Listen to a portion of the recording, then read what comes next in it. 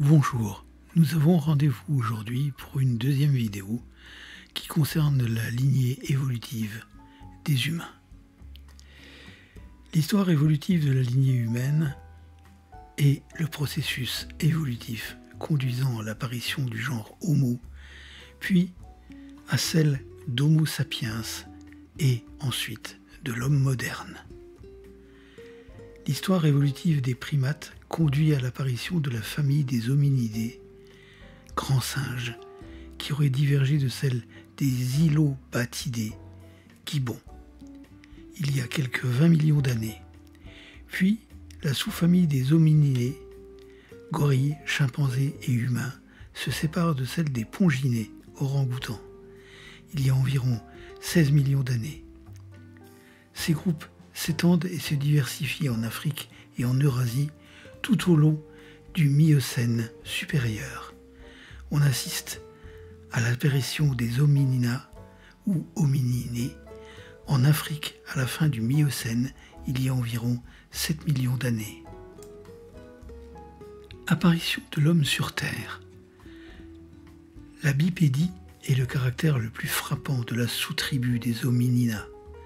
Les deux plus anciens homininés connus sont Sahelanthropus tchadensis, apparu il y a environ 7 millions d'années, et Orrorin fugenensis, environ daté de 6 millions d'années.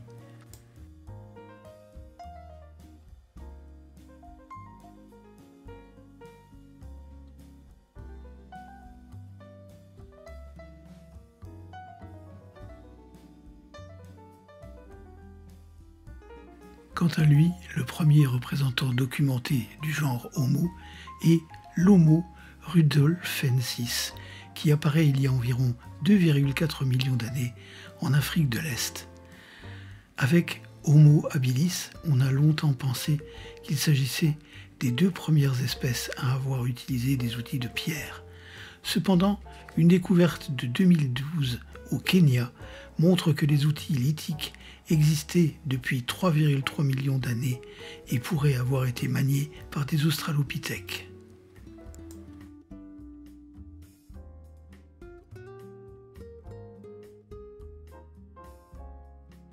La classification phylogénétique.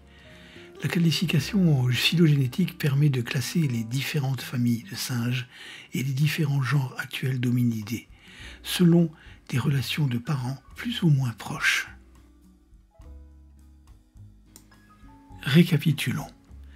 En ce qui concerne les singes, en Asie orientale apparaissent il y a environ 45 millions d'années les premiers singes, ou similiformes, appartenant à la famille archaïque des Eosimialdae, représentés en Chine et en Asie du Sud-Est par différentes espèces de petite taille. Les premiers singes africains sont datés de 30 millions d'années en Libye. On les trouve un peu plus tard en Égypte, dans la dépression du Fayoum. Les singes ont connu une importante radialisation évolutive en Afrique et en Asie durant l'Éocène supérieur. Aegyptopithecus zeusis, daté d'environ 30 millions d'années, trouvé dans la dépression du Fayoum, est l'une des premiers cantariniens incontestables. Les singes occupent alors toutes les niches écologiques des arbres et vivent en groupes sociaux, se nourrissant de feuilles, de fruits et d'insectes. Plusieurs familles de Catariniens baséus se développent en Afrique et en Eurasie, avant qu'apparaissent en Afrique il y a environ 25 millions d'années les deux superfamilles actuelles que sont les cercopithénacoïdes, singes à queue, et les hominoïdés, singes sans queue.